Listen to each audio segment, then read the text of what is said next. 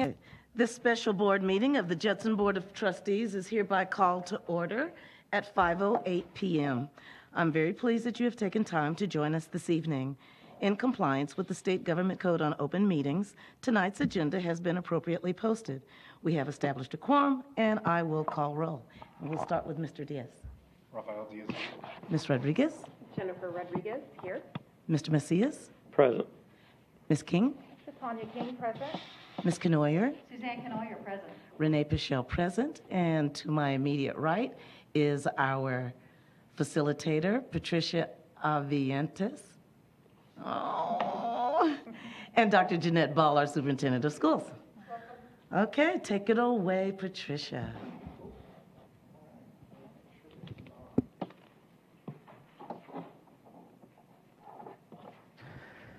All right, good evening, good evening. It's good to see all of you again. I hope you had a wonderful weekend, long weekend, and enjoyed yourselves, got some relaxation in. I'm excited to get back to the work. So tonight, what we're going to do is we're going to review some of the work that we've done around the inputs, outputs, and outcomes.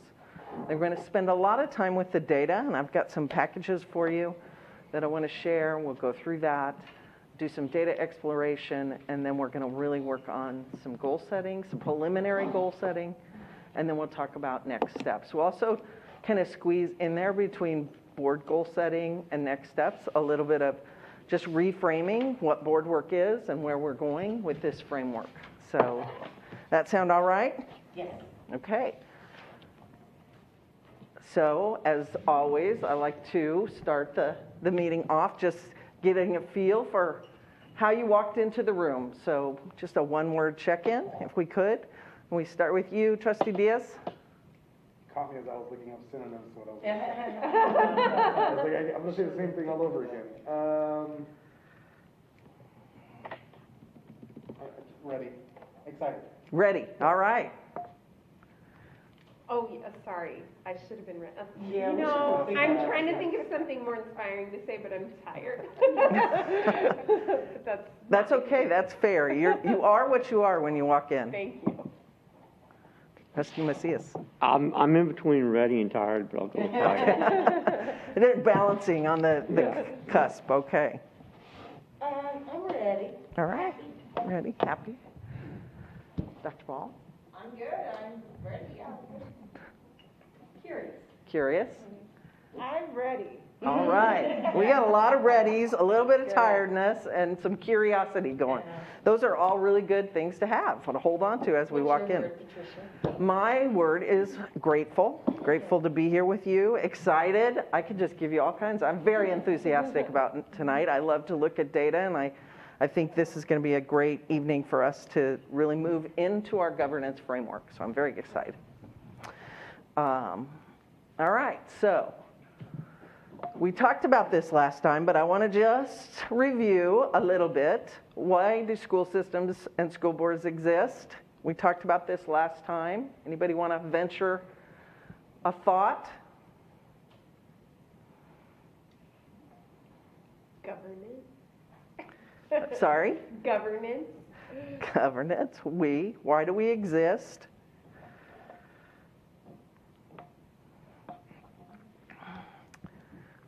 I'll tell you what, why don't you pair up just next to it and just give your thoughts a little bit, and then we'll grab an answer from you. Why do school boards exist? School systems and school boards exist. So if you'll pair up with Trustee Macias, you two pair up. Dr. Ball and I will pair up.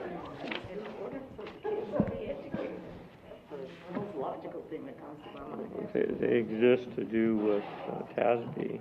Are we supposed to leave the mic on or off? I guess on. Yeah, it's on. It's green. Yeah, but we leave it on or whatnot? Oh. I guess so, yeah, because we're in open session. School systems. I mean, they're... And so the whole reason for that framework is those students. And what was it you said? There you go. To ensure efficiency.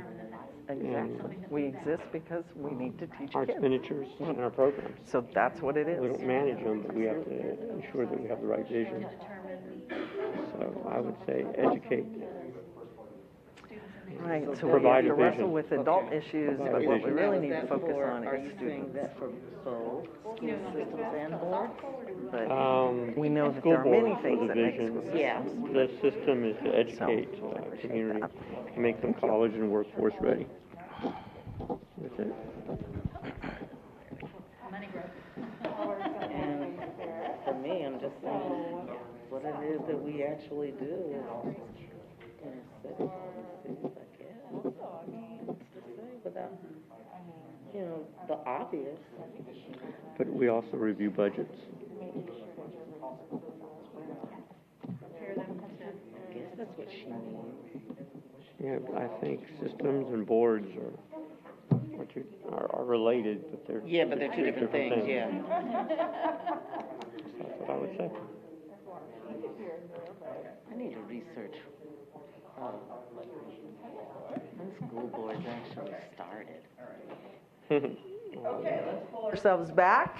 Thank you. What came up out of your discussions? So we said that school systems educate and prepare students for their future, whether they're going to college, Absolutely. technical school, or military. School boards exist, and they ensure efficiency for expenditures, spending money on whatever programs that are existing.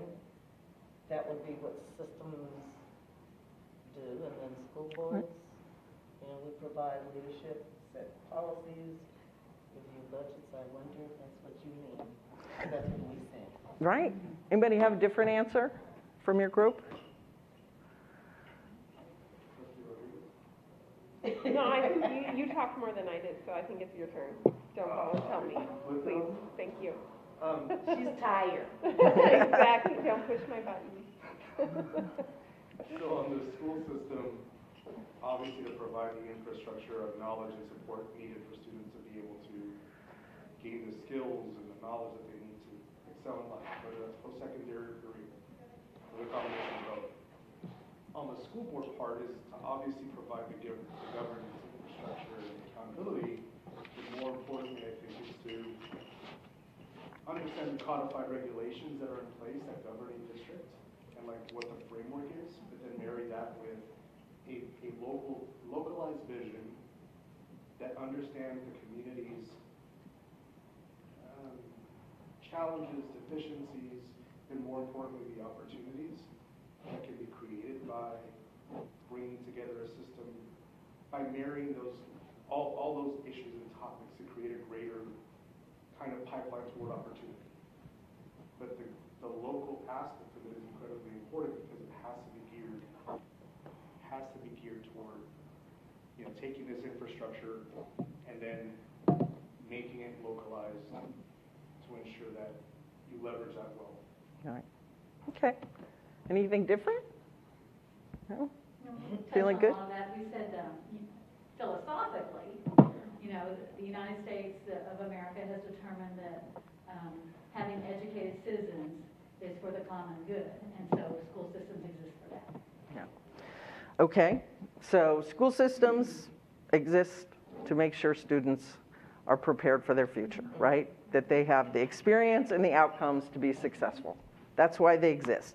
That's really the only reason school systems exist, right? Because, sure, there's great buildings, there's facilities, there's amazing teachers, there's lunches, it's a big employer in our community. All of those things are means to make sure students are successful, right? Those are the means. But what we're looking at is the outcomes, and school boards are the community's bridge to those outcomes. The school boards are answerable to the promise of what our public schools could do, which is to make sure our students have what they need. And now all of those things, teachers and buildings and buses and lunches, are incredibly important pieces of the puzzle. And so we're not saying those aren't important, but they're the means. And so another word for that we looked and we talked about is those are our inputs inputs. Remember we talked about the inputs, outputs, and outcomes, and why we're framing our governance in that, right? So if our inputs are all of those things we're putting in, our outcomes in this scenario is what? What are we looking for is for our outcomes of a school system? Successful students. Prepared to meet our calendar. Right, exactly. So when we're talking about this governance framing, we're going to look at it in that way, right? So we have a system that is trying to make sure that students are successful. They're ready for their future, the future they choose, right? We have the inputs that are going in, which are all the amazing things that your school district develops and does. And then we have a process of monitoring that progress and making sure we've got the right guardrails that represent our community's vision and values, which is our school boards. Does that make sense? So when we look at that, we kind of have this funky diagram, right, with systems and processes. And so we have the vision and the goals is our student outcomes. Our values are those guardrails we've talked about that we haven't really dug into yet, but we're going to. And then our progress and accountability is how do we know we're moving forward in the right direction? How do we know we're making sure that's happening? And so you have the teamwork of the board and the superintendent, working together, creating the conditions for your school district to be successful, for your superintendent to be successful. That is also a part of this equation. And making sure that your community is engaged and that you are advocates for your students and your community. And hopefully that's going to improve our outcomes for our kids, make sure that they're ready. Any questions about this diagram? Does it make sense? What stands out to you?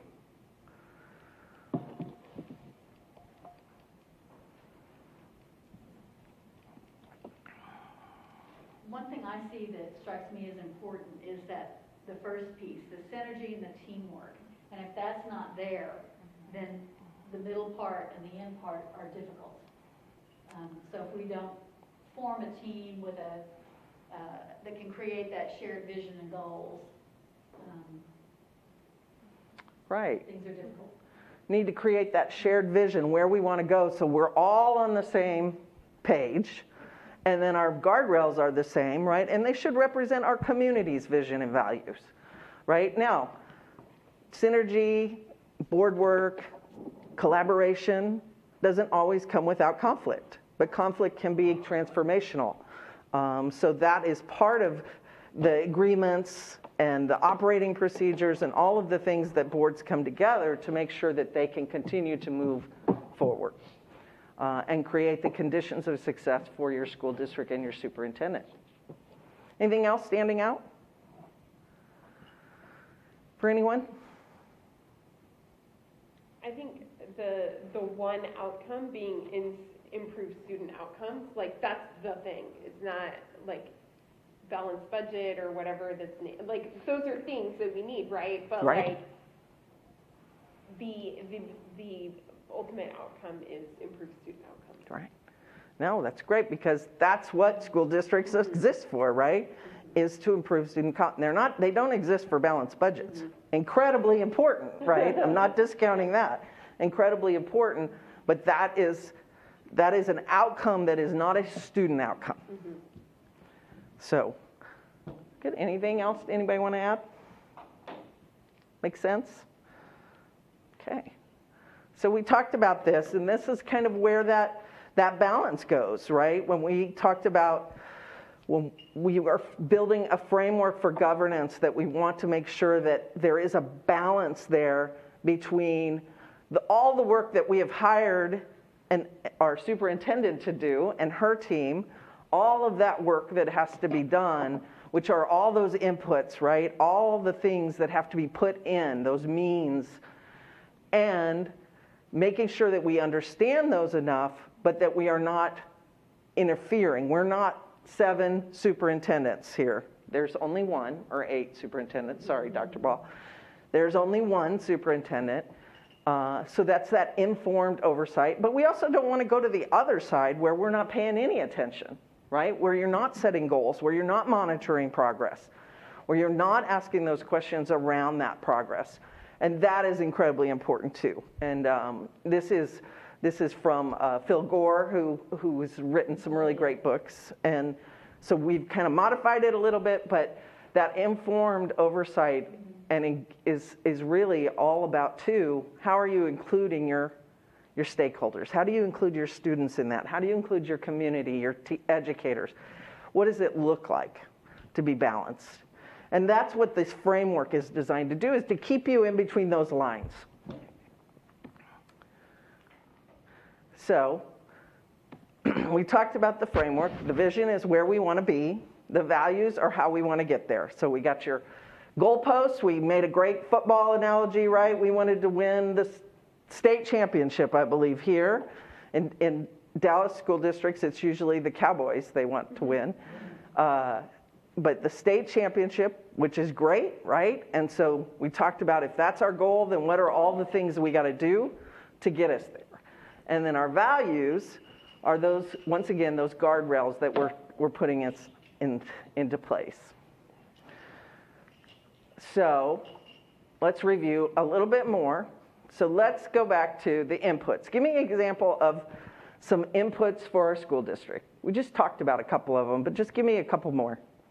What do you remember? The inputs, the means. Staff. Dollars, curriculum. I'm sorry? Dollars, resources, financial dollars, curriculum. Resources, right. Curriculum. What else?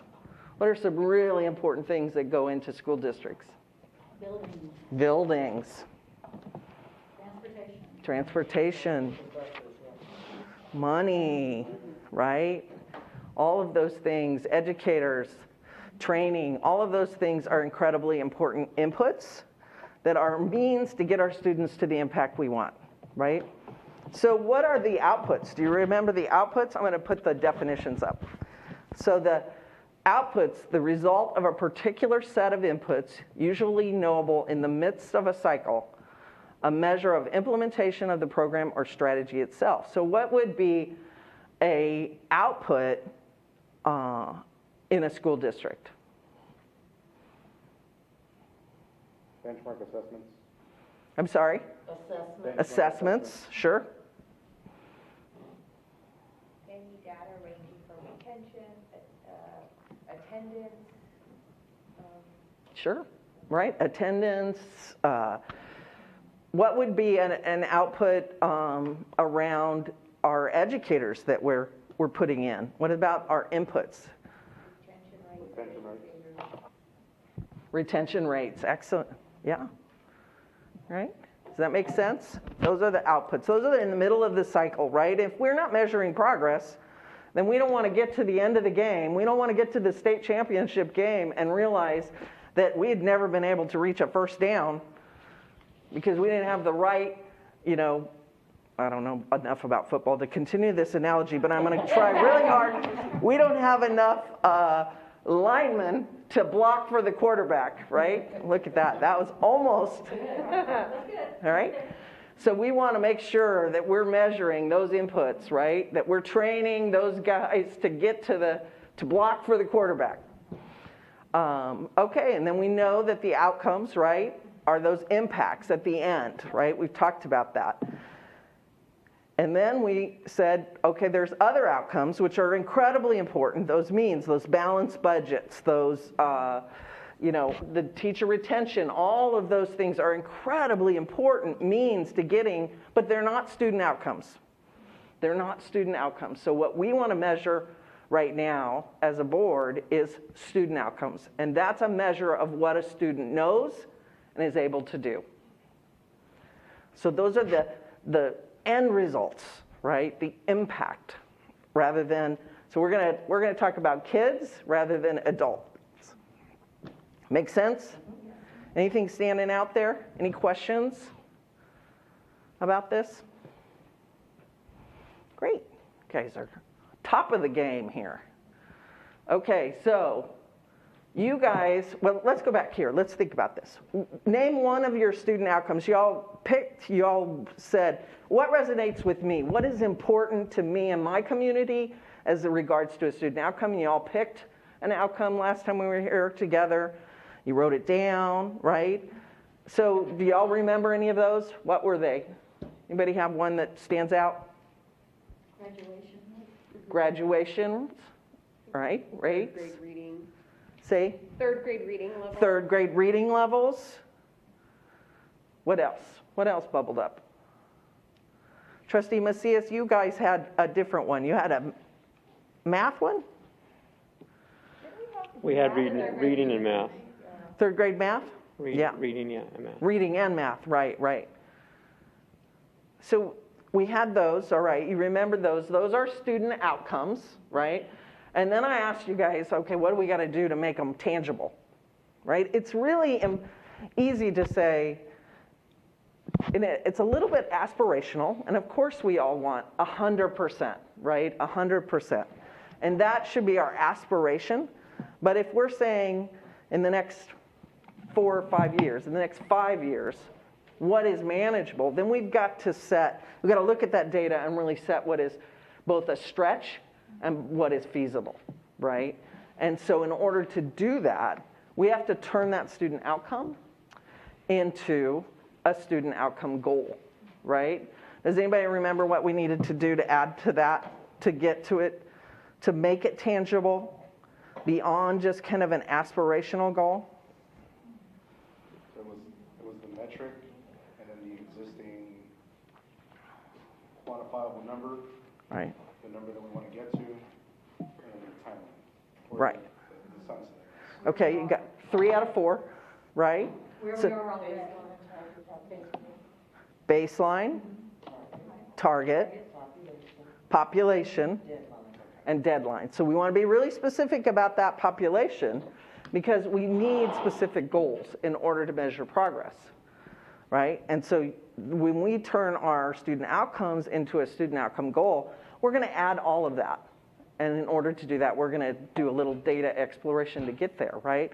Because if you don't measure, if you don't have a tangible goal, then it's really hard to say, how much progress do we even need before our kids are where we want them to be, right? We need to be able to have that tangible marker, that output measure, right? So that we know that we're getting there the way we want to get there. Otherwise, we have an aspirational goal at the end, but we really have no way to measure if we're actually moving there. Except to say, if our goal's up here and we are improving, but do we know we're going to improve enough to get to that goal at our timeline? So that's why we put those kind of tangible numbers in there. And being very specific about our population allows us to make sure we have targeted the areas of need and the areas that are valuable to our parents and our community. So that's kind of why we bring all that together. So I have here a little tiny shift, right? Because we add 2 more things, or 3 more things. So we have the baseline, the target, the population, and the deadline. And does it challenge the organization? Shouldn't we stretch? Shouldn't we have a little bit of stretch? We all want our stretch goals. Not unreasonable, but stretch. They should challenge. We should all be improving. We should all be improving. They require adult behavior change, meaning we might have to try different strategies. We might have to change mindsets. We may have to train our teachers differently. We might have to do different things. That's adult behavior change. And we need to make sure that we resource it, right? So you as a board are in charge of the budget. And so when we set these goals, it is your job to make sure your superintendent has the resources to be able to meet those goals. Create the conditions for success. That's important. And then we don't want to set goals that our leadership team, our superintendent that has no power over, right? Those are not fair goals. Dr. Ball and her team need to be able to create the pathway forward towards those goals. So that's why we add those in. So we've talked about this, population, deadline, target. Now, does anybody remember, we talked a little bit about how many goals. How many goals should a board have? 3 to 5, exactly. And, you know, a lot of times we'll have 10 goals, right? But you know what? The data tells us that if you have 10 goals, you maybe will hit no goals, no progress measures. If you have 7 goals, you might hit 1 goal. If you have 3 to 5, the chances of you hitting those, and why do you think that is? Why do you think we want to limit those boards? And I think 5 board goals is a really great number. And the data and the research shows us that that is a very manageable and attainable number of goals. And for a board, why do you think that 5 is plenty? Why would you think 5 is plenty? To remember. To remember, right? No, that's good. That's good, right? Exactly. To remember that they're achievable, right? So you're not spreading your focus too broadly. Exactly. Or your money, your resources, right? Now, of course, there are, and Dr. Ball knows this, and you all know it, is there might be 100 other things, 100 other student outcomes that are incredibly important that don't fall off the wayside. We don't forget about all of those other things. We're just saying that for right now, these are the things that are the highest priority because perhaps these are the things that are maybe the toughest things that are happening right now. So that's why we set those in that space. It doesn't mean that all our children aren't important. And all of these goals will affect all of the children in Judson ISD, and that's incredibly important. But we got to focus on something, right? We got to focus on something. Well, does that limit our potential scope if goals are usually, they're not nice 12-month goals? I mean, we could set 12-month goals, but will we see the progress that we want to see in 12 months? I've heard through my time on the board, it takes 2 or 3 years sometimes to really get things to a level where you can see efficiency. So if we pick 3 or 5 goals, do we need to wait 3 years to kind of say, okay, we should be in a position to have multiple goals and assess the priority, but keep our eye on where we need it. But some goals will just sort of fade away due to time and come back 3 years from now. That's basically my question. Yeah, How do we handle that? It's a fair question, right? So what we're going to set is 5-year goals. 5-year goals, probably 5-5-year goals. And we're going to have annual targets for each of those goals. And we're going to measure progress every month, every board meeting. We're going to talk about progress so that we know, are we hitting those annual targets? Now, let's say it is a board goal, because you make a really great point, a board goal that, you know, is maybe we got to deploy a new strategy to get there, right? We need a new math curriculum, right? So when we put that in, let's just say, and it might take 2 years to ramp up to get to there, then we're going to set targets that allow for that. So maybe the target is, instead of going like this, the target goes like that. But we're going to keep our 5-year goals. We're not going to change them. They don't go away. We're going to set them aspirational enough that they are 5-year goals. Now, if we set a goal and it is met in 3 years, then absolutely, we got to up that, we got to shift it, or we have to say, we're good, but you know, here's another one we need to look at right now. But what we don't want to do is give Dr. Ball and her team set a goalpost this year. She's moving towards it. She's deployed resources. She's created strategies. She's done all the things she needs to do to get to this 5-year goalpost that you all have set. And all of a sudden in year 2, you decide, we're going to move it, right? We're going to move it, which happens in boardrooms all the time, right? That's a waste of resources. That doesn't get us where we want to go. So unless we've hit it, unless we hit that goal, we're going to hold those goals. Because that way we have 5 years to push our children forward, to deploy the resources that we need to move our kids forward. Does that make sense? It does, but it's still, and I didn't get a chance to talk about when you brought up the student outcomes and inputs, because I still have a tendency to believe that we have a responsibility to create a vision for this district that talks about infrastructure improvement, STEM campuses. That's all facilities. They're meant to help students, but we need to help shape that vision. And we've had discussions about the need for a stronger strategic plan within our district. So a lot of those strategic plans are not going to be based on purely student outcomes. They're going to be based on infrastructure so that students can achieve results. I think what she's saying, though, is like, not that those things don't exist, obviously they do, and they're part of the strategy of getting towards the student outcomes that we're driving towards. So like by building those better campuses and having this program, et cetera, like students are going to do better in reading and math and science and those kinds of things. And so, yeah, like they exist, both things exist at the same time. Which I'm just trying to say, we can layer our goals. Our goals are going to be multifaceted, and I just would hate the board to limit themselves to 5 objectives in a 5-year period. So that's what I'm hoping you're not saying, but it sounds a little bit like that is what you're saying. What she's saying is those are the means to the end of the goals.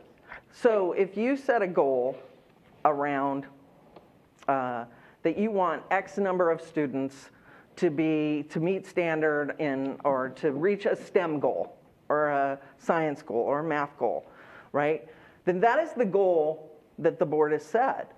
The progress and the strategies that you monitor are the strategies that your superintendent deploys to get there, which could include, and probably will include, building more STEM campuses, because we can't do what we need to do, we can't reach that goal if we don't deploy those means. And that's part of the strategy, and you would set, there may be a goal progress measure that you're, and we haven't really talked about those, but we're going to, that is this progress that says to you, to the board in general, you guys set a goal for kids to reach these science standards. I deployed the strategy. You told me to get there, so I'm going to give you progress on how many STEM schools I've created. How are those STEM schools? How many students are in STEM programs? How many students are in advanced placement STEM programs, right? There could be all kinds of progress measures, and that's where, so each of those goals will have these 3 to 5 progress measures that are additional measurements for you to look at that are those outputs, right? They are not 5-year. They're annual measurements, and actually they can be quarterly and should be quarterly looked at. So those are kind of different measurements. Does that make sense? So even though that you got the 5 big goals, you've got these measurements that show progress to all of them. So you're never out of the loop on that.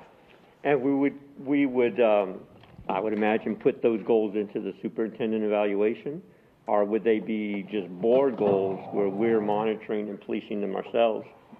No, the superintendent's evaluation, based on this framework and governance, would include these board goals. I would imagine so.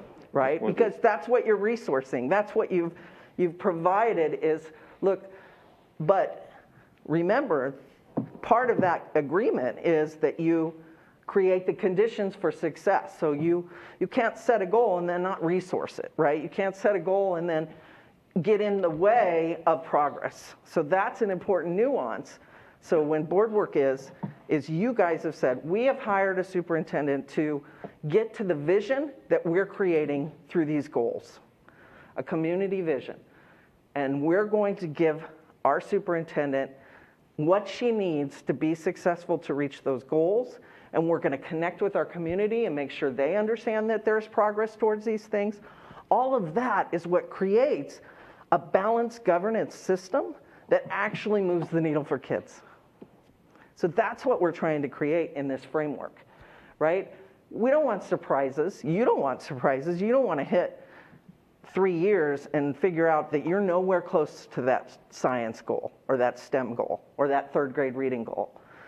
Nobody wants that. Dr. Ball doesn't want to hit the end of her year and get any surprises like the goals moved, right? So we got to honor that. And so when we create that, that's that synergy, right? Remember, it's not about agreeing to every single thing, but we do have to agree to that framework. Because then we know where we're going. And that's what we have to do. And so often, what has happened throughout Texas is that we haven't set those tangible, measurable goalposts. And so we're not seeing the movement we want, or maybe we are seeing the movement, but we don't have any idea if it's really getting our kids where we need them to be, right? Or if we're resourcing really what we should be doing, resourcing, or, does this building really tie into the goal? So let's build that vertical alignment. So campus leaders know what board goals are, and they're doing their part to get there. And administration is doing what they need to get there, and that we've engaged our parents as partners to get there. Now, that's a system that is dynamic. It is already proven to be successful in moving the needle for kids, and it's exactly why we have school boards and school systems. So that's where we're moving towards. And so there will be lots of opportunity to have that conversation and to have different strategies, because if we're maybe not on target, then you know what? Dr. Ball knows, and you guys know, exactly what we probably are going to talk about in the next board meeting is, are we in progress? If we're not on progress, if we're not on track, what can we do to help? What strategy needs to be revised, refined? Does it need more resources? Does it need less? Is a curriculum not working? Right? So those are the kind of things, those are the conversations that you can have in the boardroom, but they should be framed around a target. So they're just not out there, right? Does that make sense a little bit more? Hopefully it helps a little bit. But we'll keep talking about that. We'll keep talking about it. We're not trying to limit, we're trying to frame. Okay? Any other questions? Thoughts? Coming up? Okay. So, we talked about this. We're going to have 3 to 5. We most likely will end up with 5. This is where we're going to be tonight. This is my goal for tonight, is to have 3 to 5 preliminary student outcome goals, which represent the vision of our community, and you guys represent your community, right? So you're a part of the community, and that our SMARTY. Now, I added this in because I think it's important, and I know that you as a board, it is very important to you, is equity in your school district, equity around these things. So SMARTY goals are the same as our SMART goals, right? But we're going to add that they're inclusive and equitable, right? That we are addressing the needs that need to be addressed in our community and in our school district. Make sense? And they're all going to be data-driven, right? We're not just pulling things out of the air. We're not going to say, we're not going to make numbers up tonight. We're going to actually look at data, and we're going to frame it that. Now, we're going to have preliminary goals tonight, which are going to be framed in data. You guys are going to work in that and spend a lot of time looking at that data and kind of identifying trends, what's important, what do you see, asking questions. And then we're going to have kind of some negotiation and some dialogue to get there, right? Because we got to narrow them down to 5, and there's 7 board members that might have different ideas of what those 5 will be, right? So we're going to have that kind of conversation. Does that make sense? That's what we're going to do. All right. So I just want to show you guys a little bit of some notes on just what we're looking for, because we're going to walk through this, and we're going to turn this. Right now we're going to look at outcomes, then we're going to turn them into outcome goals. But you look at all these things. These are, of course, all kinds of really great things that a quality school does, right?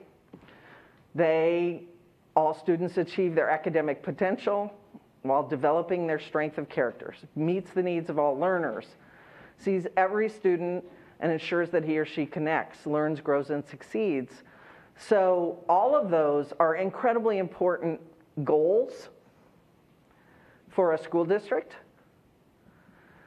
What about those don't fit what we're talking about right now?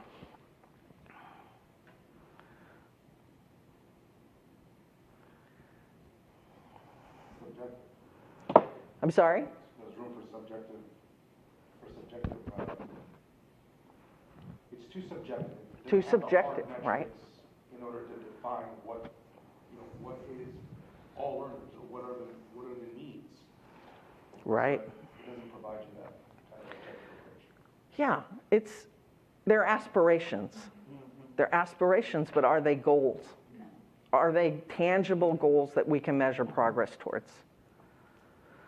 Of course we want to prepare all our students for the next step in their educational journey. Of course we do. How do we measure that?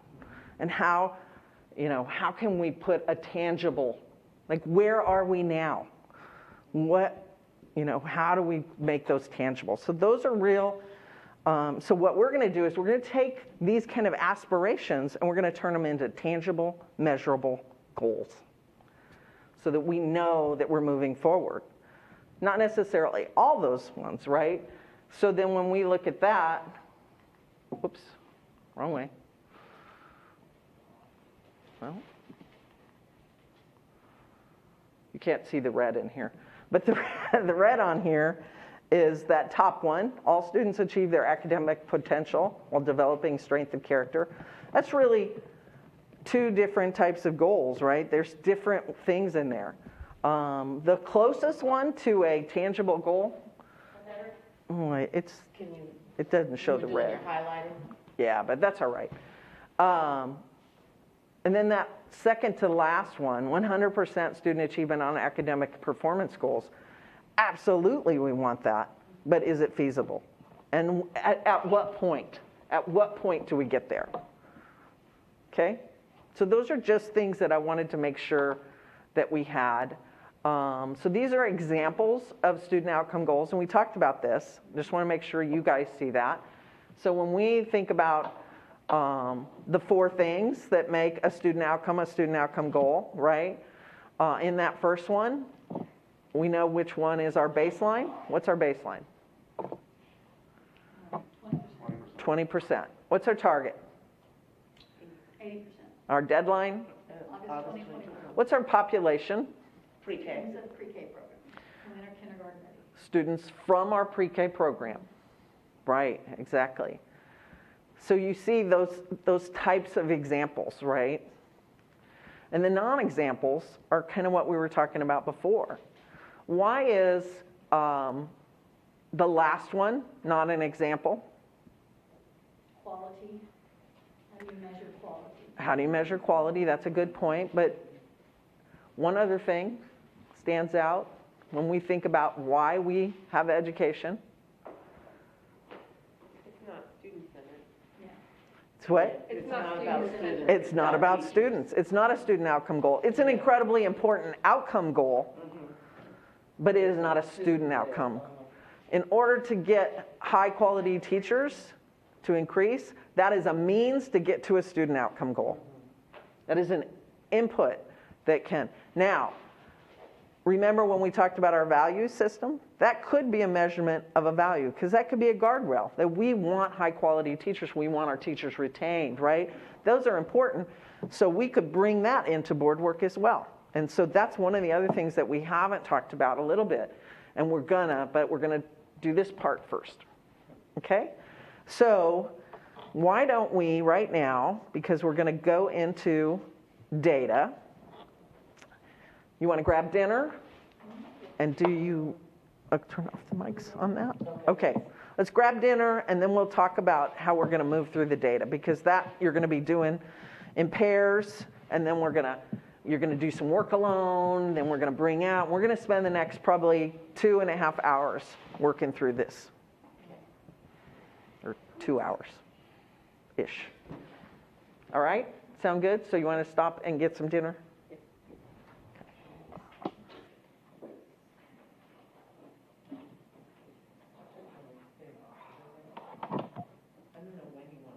Okay, so the time now is 5:53, and we'll take a 15-minute break? Okay, and then we'll go back into our training.